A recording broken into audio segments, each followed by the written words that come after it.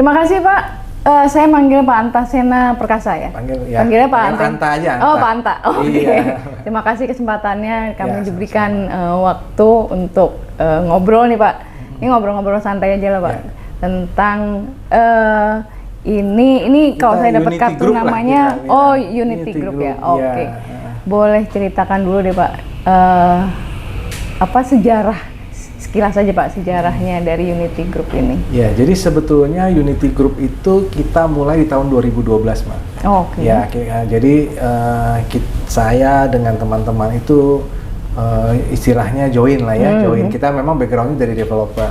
Oke. Jadi kita join membuat developer di tahun 2012 itu, bersamaan dengan property agent. Jadi bersamaan, ya property Jadi agent developer kita dan namanya, broker langsung. Ya langsung jadi satu. Brandnya kita pakai brand sendiri nih. Brokernya namanya Eagle Tree Property. Oke. Jadi kita sambil, ya sebenarnya sih idenya kita bikin proyek ya, cluster perumahan. Nanti agentnya juga bantuin jualin, di samping cari secondary. Jadi sejarahnya seperti itu. Basically kita berempat lah. Kita join berempat awal mulanya seperti itu gitu. Oke.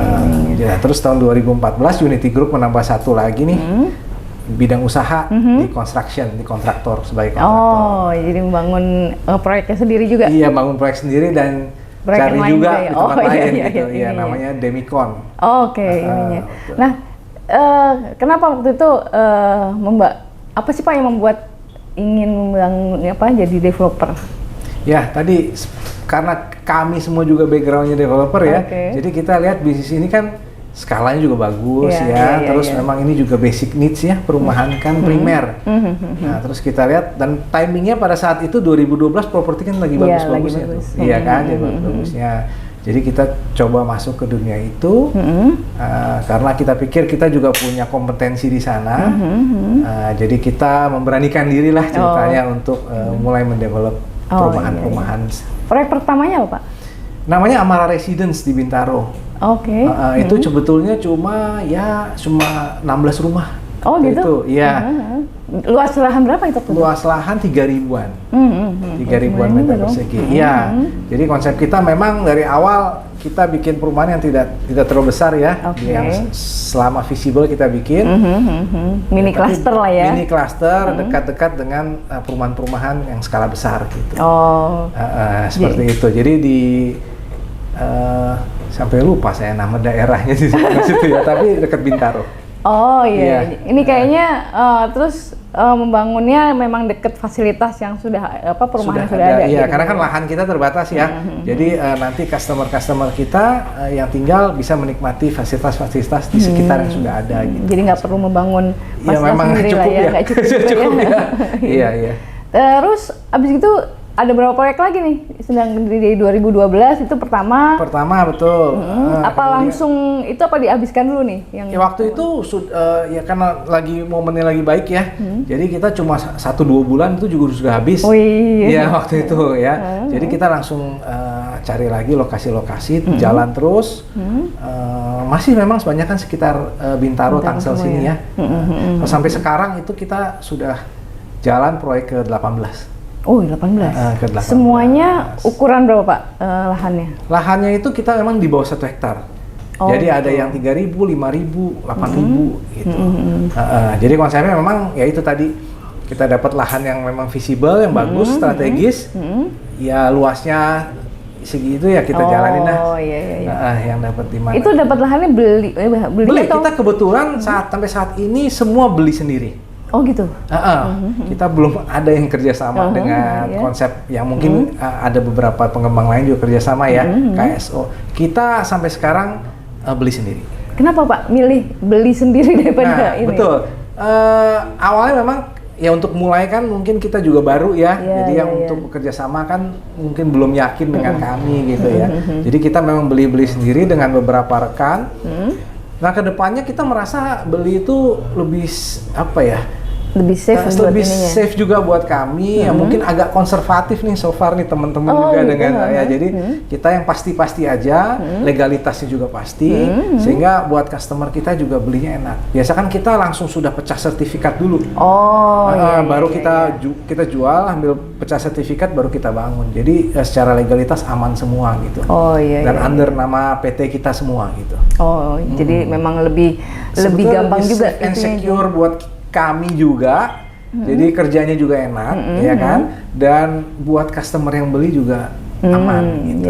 Iya. Tapi memungkinkan nggak nanti ada KSO gitu? Sebetulnya tidak menutup kemungkinan lah ya, pasti ya. Selama kita punya chemistry-nya cocok gitu ya, terus kita lihat legalitasnya oke gitu ya, lokasi strategis, kenapa enggak gitu ke depannya. Gitu. Kan terbatas juga ya. Akhirnya. Jadi kalau ada lahan-lahan yang bagus, bisa ini juga ya. Kita ada sih menjajaki beberapa, cuma memang masih on progress ya. Gitu. Masih on progress.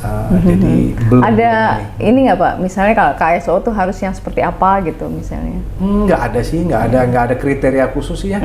Jadi yang penting sih buat kami, satu kalau kita KSO, partner kita harus juga saling punya trust ya.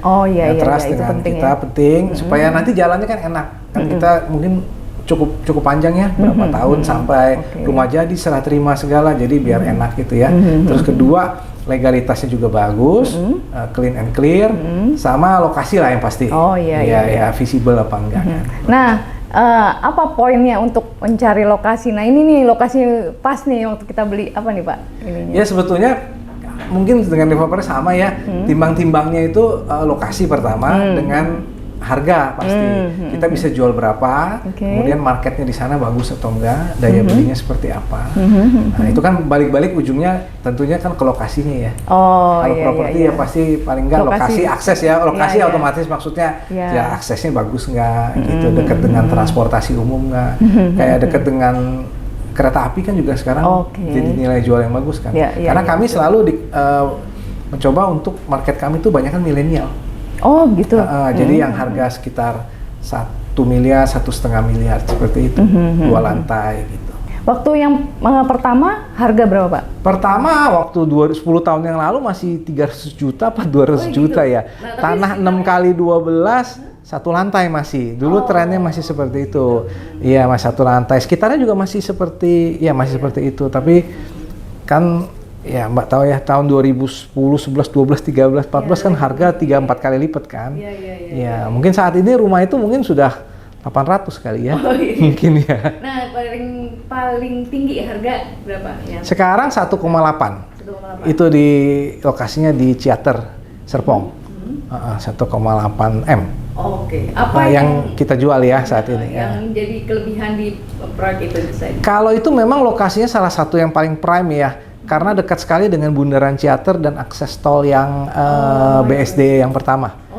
Iya, dekat kantor wali kota. Ya betul, di bundaran itu cuma berapa meter masuk itu, jadi jalannya juga lebar.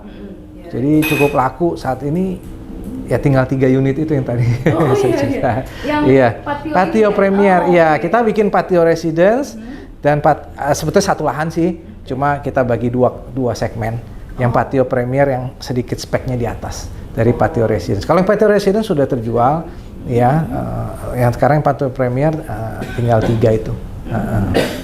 Ini kalau dilihat-lihat lokasinya tuh kebanyakan di Tangsel Pak ya. Kenapa memilih Tangerang Selatan? Gitu ya, karena cikal bakal pengalamannya di Tangerang Selatan. Iya, jadi kita, saya sendiri sudah 9 tahun kan di developer di Jakarta Selatan ya, dan teman-teman juga familiar daerah sini, dan kita lihat market Tangsel juga memang sangat, daya belinya juga sangat bagus dan digemari juga ya. Daerah lain juga pasti juga iya ya. Cuma kita coba memang mulai dan coba ini memang marketnya masih belum bisa kita penuhi semua gitu, masih banyak opportunity, jadi kita sementara fokus di Tangsel dulu nih, lebih khususnya Serpong, Bintaro gitu. Ini baru juga bangun di Sawangan. Betul, nih coba kita masuk ke daerah Sawangan, kita lihat happening juga nih, ya kan? Banyak peminat juga dan cukup padat daerahnya dan sangat diminati gitu. Jadi kita coba masuk ke Sawangan. Nah, untuk lebih ke detail nih Pak, proyek-proyeknya kan banyak, semua berarti rumah ya? Rumah dan ruko. Rumah dan ruko? Kita ada bikin 2 yang ada dengan ruko, yang lainnya banyak kan rumah memang 2 lantai. Karena juga lahannya juga kecil sih ya. Hanya cukup terbatas, jadi memang peruntukannya kebanyakan untuk hunian ya rumah. Kalau memang di jalan yang cukup ramai, kita bikin ruko juga. Iya. Apa yang membedakan proyek-proyek yang dibangun Unity Group ini dengan yang lain lah?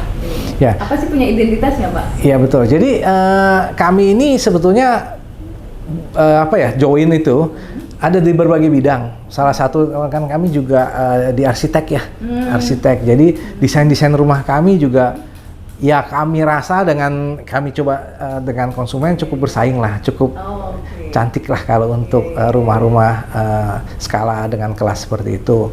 Nah itu jadi kami membedakan memang desain kami cukup diminati juga gitu ya dari riset yang kami lakukan. Yang kedua kualitas bangunan. Biasanya dengan kan kami tidak terlalu membangun satu klaster, jadi pengawasannya itu juga lebih ketat. Dan kami kerjakan sendiri dengan kontraktor kami, jadi pengawasannya lebih ketat gitu. Mungkin dibanding dengan mass production yang ratusan rumah, ribuan, dari segi quality kami merasa mungkin mestinya bisa bersaing ya, sebagai salah satu keunggulan dari kami gitu. Dan juga untuk lokasi yang kami pilih harganya juga sangat affordable dengan fasilitas yang tidak jauh gitu. Jadi mungkin kalau milenial mungkin yang baru berapa tahun kerja dengan itu pengen ditinggal kawasan yang baik gitu ya. Cuma mungkin budgetnya juga belum terjangkau gitu ya. Jadi mungkin bisa pilihan-pilihan di tempat kami gitu. Jadi lokasi, quality sama desain kali ya. Nah, terutama pasar milenial ini yang dibidik nih Pak, kan mereka tuh punya selera sendiri atau mungkin juga punya kebutuhan sendiri seperti teknologi gitu. Ini ada hal lain nggak yang dimasukkan di perumahan-perumahan ini Pak? Mungkin smart home misalnya? Smart home segala kita sampai sekarang belum ya. Memang belum, karena tentunya dengan fasilitas-fasilitas tambahan itu nanti mempengaruhi ke harga ya Mbak ya. Pengaruhi ke harga ya. Tapi memang kami juga sudah pikirkan mungkin dengan nanti pelan-pelan kita juga sekarang kan juga mulai affordable ya dan mulai common fasilitas smart home segala ya, karena mendukung mereka WFH atau apa, karena kan sekarang semua digital ya, semua online gitu. Mungkin next project kami juga kami mulai mau sematkan nih ada smart home, tapi sampai sekarang memang belum. Masih lebih banyak konvensionalnya ya, jadi seperti itu. Jadi memang ditujukannya lebih untuk harga yang terjangkau untuk mereka ya? Iya, jadi memang cukup price sensitif ya di kelas-kelas tersebut kalau kami research ya. Jadi cukup sensitif, jadi basic needs dari suatu perumahan itu kami coba penuhin dulu. Ya kan, dengan kualitas yang baik sehingga mereka juga cukup nyaman gitu. Nanti biasanya ada provider yang bekerja sama. Jadi nanti supporting dari TV kabel, kemudian internet, itu biasa ada provider-provider yang masuk. Setelah komunitasnya terbentuk, iya. Jadi mereka juga bisa menikmati ini internet yang cepat juga gitu. Ya. Nah, ini ada broker juga istilahnya. Jadi semua proyek yang dibangun di Unity Group pasti dipasarkan ya, oleh pastinya begitu. Salah satunya. Tapi kita ada in-house marketing juga. Oh gitu ini. Iya. Nah, untuk brokernya juga untuk pasar yang lain juga, pasar secondary gitu juga. Iya, jadi primary dan secondary juga. Jadi brokerage kami juga secondary. Memang kami sekarang ada 5 kantor. 4 di Bintaro, 1 di Jakarta Selatan. Jadi kita masih daerah yang kurang lebih sama gitu ya. Jadi lebih melayani daerah-daerah sekitarnya lah pasti ya. Kalau broker kan pasti regional kebanyakan. Dan juga produk-produk primary-nya juga. Iya. Ada spesialisasinya lagi nggak Pak broker ini? Kecuali selain daerahnya memang di sekitar Bintaro. Lebih banyak memang dulu kita beberapa kali jadi lead agent untuk beberapa perumahan di Tangsel ya, beberapa tahun lalu. Jadi banyak, Mbak tahu ya, jadi developer kan suka, karena agent banyak, akhirnya ada beberapa yang dijadikan lead agent, jadi mereka punya anggotanya masing-masing. Nah, kita beberapa kali dipercaya juga jadi lead agent, cuma sekarang memang banyak konsentrasi ke secondary juga sih. Primary-nya ada, tapi tidak terlalu kami fokuskan juga sekarang ini. Jadi lebih banyak memang ke arah secondary. Karena secondary di daerah Tangsel ini hidup sekali. Oh iya? Iya, hidup sekali gitu. Jadi nggak itu aja belum ke-handle gitu ya. Mau handle primary lagi juga waktunya juga cukup tight gitu. Jadi karena sekarang lumayan oke. Pasarnya primary-nya juga bagus, secondary-nya juga bagus ya? Makanya kita di Tangsel terus nih, banyak kan gitu. Iya. Jadi Raja Tangsel. Raja Tangsel ya. Enggak juga, banyak juga yang lain-lain gitu. Tapi tidak menutup kemungkinan ke daerah lain lah. Kita mulai kan tadi yang dengan Kesawangan gitu ya. Tapi kita lihat daerah-daerah lain juga bagus lah, properti di Jabodetabek masih bagus. Bahkan di luar kota pun cukup baik tuh kita lihat. Oh iya. Cuma mungkin next. Oh gitu. Jadi kayaknya mungkin akan keluar kota, tapi dalam waktu dekat atau? Semoga mungkin 1-2 tahun bisa dijajaki sih ya. Oh iya. Gitu ya. Ke kota mana kira-kira Pak? Oh misalnya ini. Mungkin kota besar dulu kali ya. Kota-kota besar yang tidak terlalu jauh juga ya. Kalau dari rekan-rekan kita lihat Bandung cukup oke, Jogja, Semarang oke gitu ya. Baru kurang lebih ya.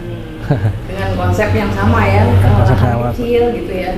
Sementara begitu, atau ya tadi mungkin kita bisa kerjasama dengan pemilik lahan di daerah setempat. Oh iya. Betul, ya kan, karena mungkin lahan-lahannya lebih strategis atau gimana gitu. Mungkin nanti di IKN nanti akan di IKN, waduh belum sampai kali kelas gitu. Tapi Wani kan nanti kalau IKN who knows ya.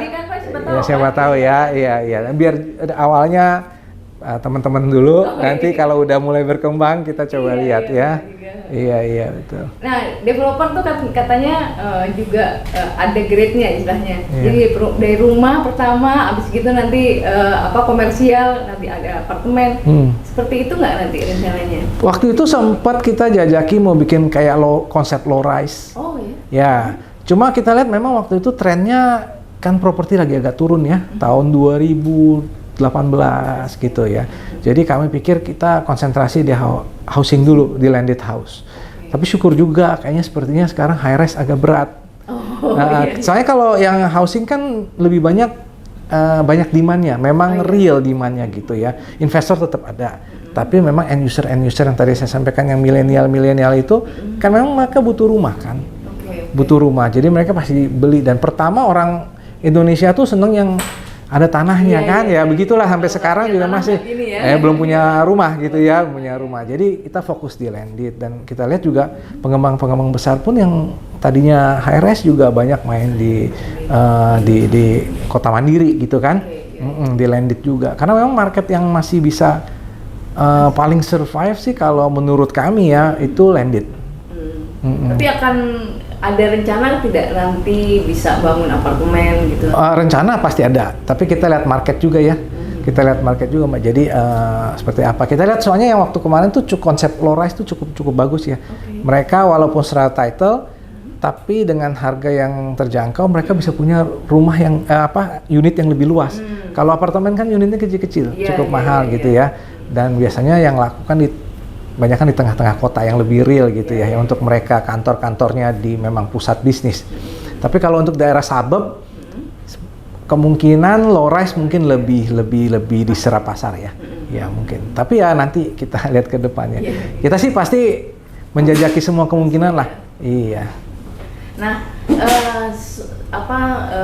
mini cluster bisa biasanya bilang orang kayak gitu ya.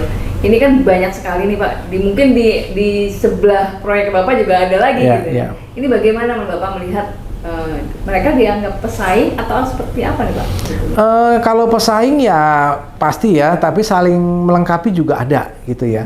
Nah, cuma kita lihat memang kalau pengembang kecil kan satu ya kita harus perhatikan komitmen juga ya. Jadi kita selalu menjaga komitmen. Kalau pengembang besar mungkin customer nggak begitu takut ya. Tapi kalau pengembang kecil itu memang menyemarakan ya. Jadi membantu juga customer untuk memperoleh hunian idaman mereka gitu. Tapi yang perlu diperhatikan sedikit bahwa masalah legalitas dan komitmen dari pengembang kecil itu yang perlu diperhatikan. Jadi kami bisa gini, saya juga bicara dengan teman-teman, kita harus jaga komitmen ya. Mau market lagi turun, lagi naik atau apa, kita harus bisa deliver on time. Legalitas clear and clean. Itu penting banget. Kualitas tetap oke. Spek yang kita janjikan tetap kita deliver. Gitu. Itu aja sih sebenarnya. Karena kami kan pengembang kecil mungkin nggak banyak dikenal, ya kan? Terus orang juga mana sertifikatnya, jadi nggak dibangun, apalagi mereka beli inden gitu. Nah, teman-teman juga yang developer yang mungkin yang tadi mini cluster itu mungkin sangat perlu juga seperti itu. Jadi kita sebetulnya ya berkompetisi ya pasti ada ya kan, saling inilah coba apa kekuatan dari produk masing-masing gitu. Tapi karena kalau dari pengembang kecil ini misalnya ada kasus-kasus yang kurang baik terdengar, nah biasanya kita kena keimbas juga nih. Iya, langsung, waduh iya nanti jangan-jangan nggak dibangun, nanti jangan-jangan janji apa, delivernya kapan gitu. Nah itu bahaya juga ya buat pengembang-pengembang yang tidak terlalu besar lah. Iya. Jadi gitu. Memang istilahnya tantangan ya. Jadi saya nggak bisa ngomong kendala lah ya, jangan ngomong kendala. Tapi tantangannya untuk developer kecil adalah itu ya, menjaga komitmen lah. Komitmen penting sekali. Reputasi itu. Supaya kita juga kalau dipercaya kan kita bisa semakin besar dan orang percaya gitu. Tapi nggak pernah mendapat komplain yang parah kan dari konsumen? Oh enggak, kalau itu sih enggak. Ya komplain misalnya ada pernah bocor atau apa itu pernah lah. Iya, itu bisa. Kebanyakan sih memang hanya secara teknis. Kalau secara legalitas kemudian komitmen mengenai spek apa gitu enggak sih. Ya karena memang ya itu tadi lahannya sudah dimiliki sendiri juga clear and clean juga ya. Betul. Jadi lebih menjamin. Iya. Jadi kita biasa kalau beli juga sertifikatnya juga sudah SHM atau sudah HGB gitu. Sementara seperti itu. Menjaga komitmen dan legalitas yang bersih lah. Iya, clear and clean lah. Nah, itu penting banget. Iya. Ya. Betul. Nah satu juga yang menarik nih Pak, ini proyek-proyek yang Bapak nih dikembangkan pakai namanya depannya hampir semua A nih. Iya betul. Patio nih saya ininya. Gitu dan ya. ada yang lain juga ini. Ada ini Pak, ada ide apa yang membuat jadi namanya begitu? Sebetulnya waktu awal sih kita cari nama yang Sanskerta, yang Sanskrit yang artinya bagus gitu ya. Ya entah cantik, entah bumi. Kita punya Bufana Residence. Nah itu depannya B tuh. Iya. Bufana itu kan bumi ya. Bumi, Amara, Alana. Nah, itu kita seperti itu. Nah, tapi kedepannya kita mau coba branding dengan Amara. Amara itu kan cantik ya. Jadi lokasinya cantik, desainnya cantik, kompleksnya cantik gitu tamannya. Jadi kita jadi brand mau branding seperti itu gitu. Wah bagus juga nih, menarik juga ininya. Jadi tanpa disengaja akhirnya menjadi brand juga. Iya, sebetulnya sih nggak sengaja, cuma cari nama-nama yang bagus aja gitu loh. Iya. Nah untuk sekarang untuk desainnya, apa identitas desainnya Pak dari proyek-proyeknya Humility ini? Kita hampir semuanya kita minimalis tropis ya. Kita lihat desain itu digemari oleh kalangan milenial ya. Jadi kesannya modern, simple, tapi ya tropis sesuai dengan iklim kita ya. Jadi kita kembangkan lebih banyak ke arah situ semua lah, bukan lebih banyak. Semua desain kita tropical minimalis, modern gitu. Nggak menyesuaikan dengan tren ini sekarang kan katanya Skandinavia lah, ada yang kayak Jepang lah gitu. Itu kalau kami masih lebih senang dengan tropical modern ya, karena kita lihat bahwa itu abadi sih ya, dan yang suka juga selalu ada. Iya, selalu ada. Betul, lebih umum disukai semua kalangan. Kalau yang khusus-khusus gitu mungkin yang tertentu suka, yang tertentu mungkin karena terlalu spesifik stylenya gitu ya. Terlalu Scandinavian, terlalu American gitu ya. Jadi tertentu aja gitu. Tapi kalau tropical modern dan sesuai dengan iklim kita sih, ada kayunya, terus kemudian agak lumayan adem gitu ya. Jadi gitu iya. Modern tropis ini. Modern tropis iya, sesuaikan juga. Jadi masih di situ sih. Gitu. Tapi kalau nanti suatu pasar ada yang memang daerahnya senang dengan seperti itu, kenapa enggak? Misalnya senang dengan yang klasik, senang dengan yang apa gitu. Tetap juga disesuaikan dengan kondisi pasar. Selera pasar juga lah, iya selera pasar juga. Kami juga mengadakan, biasa dari desain kita ke customer baik yang beli maupun nggak beli itu yang datang, kita coba research kira-kira desainnya gimana nih, penilaiannya oke nggak, gitu, semacam gitu. Land bank sekarang ada berapa banyak, Pak? Kita sekarang lagi ada beberapa, ada 3 yang belum kita kembangkan sih. Oh ya? 3 yang belum kita kembangkan. Kalau lihat momen, sementara begitu. Okay. Karena kita ada 6 project yang lagi jalan, termasuk yang tadi patio ya, walaupun ada yang tinggal beberapa unit, tapi ada yang masih jalan ya. Jadi kita konsen habisin dulu deh. Nggak harus 100% lah ya, tapi at least yang masih 40%. Kita coba sampai 70-80% baru kita start yang baru gitu. Jadi tetap ini dikembangkan, tetap mencari lahan baru terus Pak ya? Ya, tapi ya biasa sih lain 2-3 gitu yang untuk nextnya gitu. Ini 6 proyek lagi ongoing. Bagaimana memanage-nya ini Pak? Semuanya nih? Karena memang sebetulnya sih kita nggak terlalu besar ya SDM-nya ya, karena kan kita ada sales in-house-nya ya, masing-masing. Kemudian kita punya jaringan agent ya yang untuk menjual gitu. Jadi kita maintain aja dengan 1-2 tim cukup kok itu. Jadi 1 tim pegang 3 project, 1 tim pegang 3 project gitu. Ada yang proyek yang bisa dibilang fenomenal nggak dalam hal penjualan misalnya gitu? Kalau penjualan memang kita paling bagus di awal-awal waktu kita ini ya sesuai dengan market ya. Ya itu tadi mungkin ada yang 2 bulan itu sekian puluh unit iya habis. Jadi kita tinggal bangun. Tapi kan itu memang masa-masa keemasan dunia properti ya, iya kan. Tapi kalau sekarang memang kita masih ya belum seperti dulu lah, ya kan. Tapi sudah kelihatan bahwa mestinya 1-2 tahun akan rebound lebih baik ya, jauh lebih baik ya. Kemudian waktu COVID juga kita kebantu untuk itu ya PPN ditanggung pemerintah waktu itu. Itu membantu sekali. Karena sudah membangun juga ya. Kita ada yang on progress, ada yang masih tanah, ada yang ready stock. Jadi kombinasi. Kombinasi iya.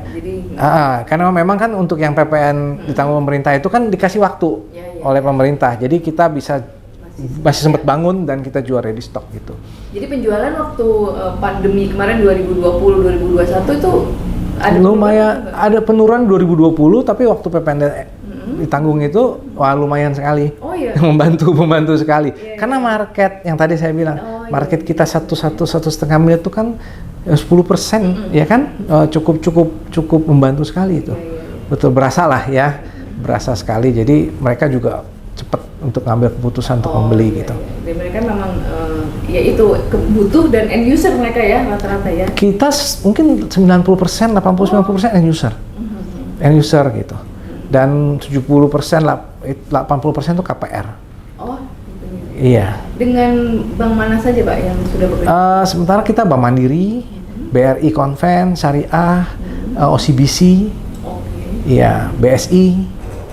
Ada beberapa bank. Iya. Memang jadi tapi semua bank sih terbuka lah ya untuk bekerja sama. Iya, so far terima kasih juga sama rekan-rekan perbankan yang percaya ke kami gitu ya. Jadi kita ada beberapa rekanan bank juga itu yang bisa mensupport secara untuk KPR ya. Gitu.